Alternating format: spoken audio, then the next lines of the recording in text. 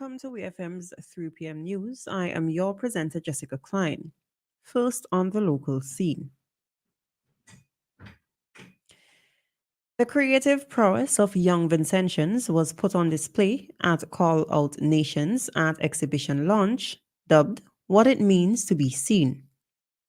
The event held at the Thomas Saunders Secondary School on Friday, May 31st, saw vibrant art displayed on canvas, through lively vocal performances and even performances at pieces.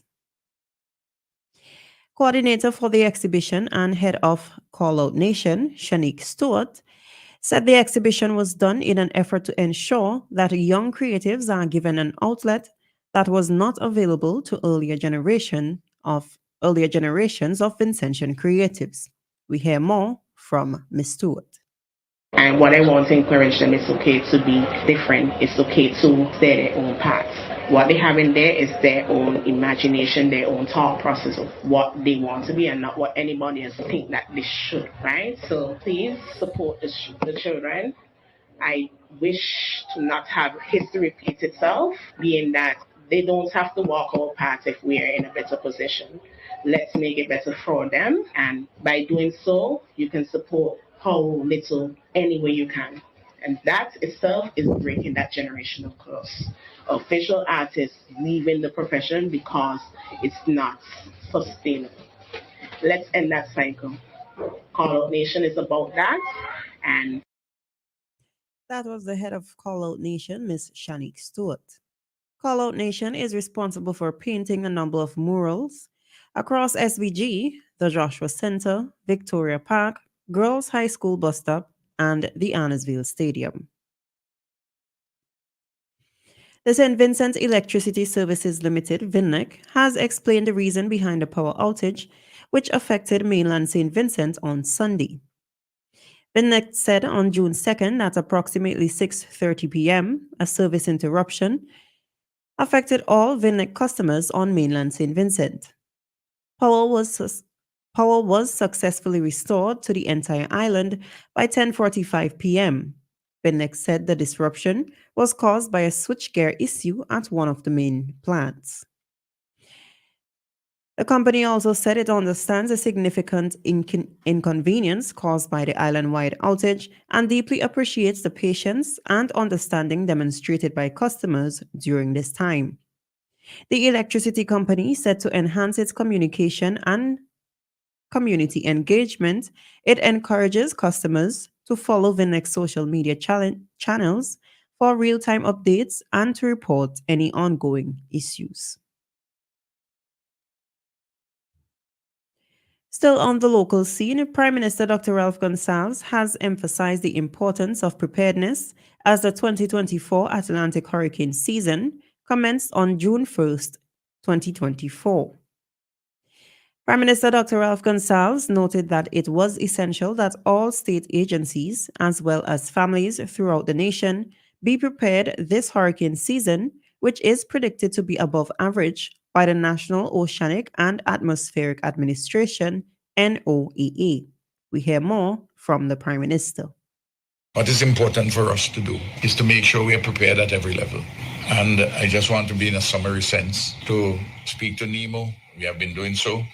I'm part of NEMO. I'm the chair of the National Emergency Council. All the state agencies, certainly like CWSA, Ministry of Works, the private sector, and very importantly, families. You have to be prepared. We have been in this business a long time.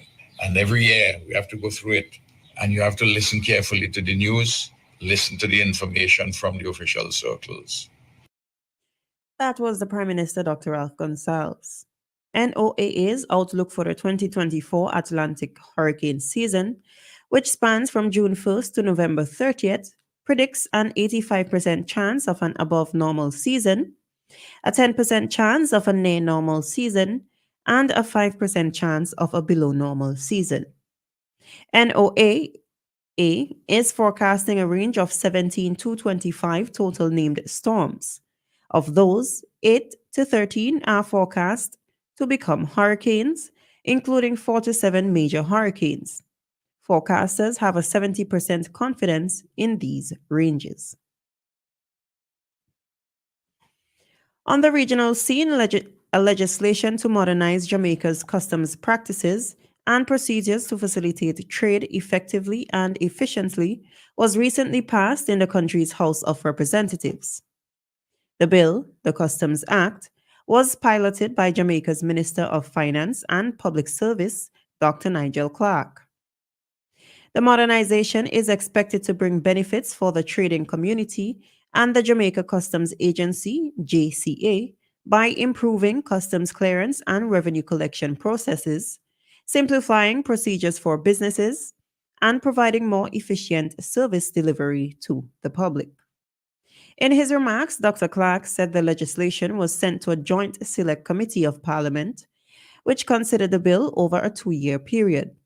The proposed new Customs Act contains just under 300 clauses across 200 pages, with a further 800 pages of schedules, all in a single document.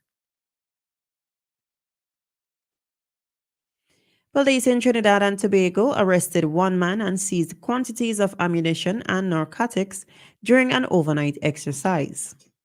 According to a Trinidad and Tobago Police Service report, officers of the Southern Division Task Force conducted the exercise between 11:30 p.m. on Sunday, June 2nd and 3 a.m. on Monday, June 3rd.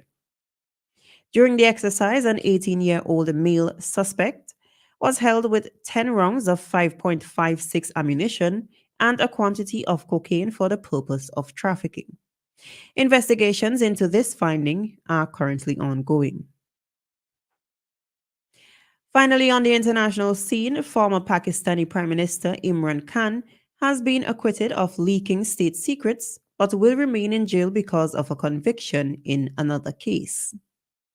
In the run up to elections in February, the 71-year-old, who was ousted as Prime Minister in 2022, was hit with 3 prison sentences for cases he insists were politically motivated. Khan was sentenced to 10 years in prison in January on charges of making public a diplomatic cable in 2022. The Islamabad High Court upheld his appeal and cleared him in that case on Monday, but he is not expected to leave prison for now. The former cricket star and his third wife, Bushra, are both serving prison sentences after a court ruled that their 2018 marriage had been un-Islamic and illegal as it came too soon after her divorce. The couple were also found guilty of corruption over gifts received during his term as Prime Minister.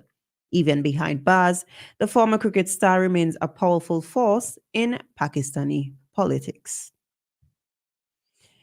This has been WEFM's 3 p.m. news. I have been your presenter, Jessica Klein.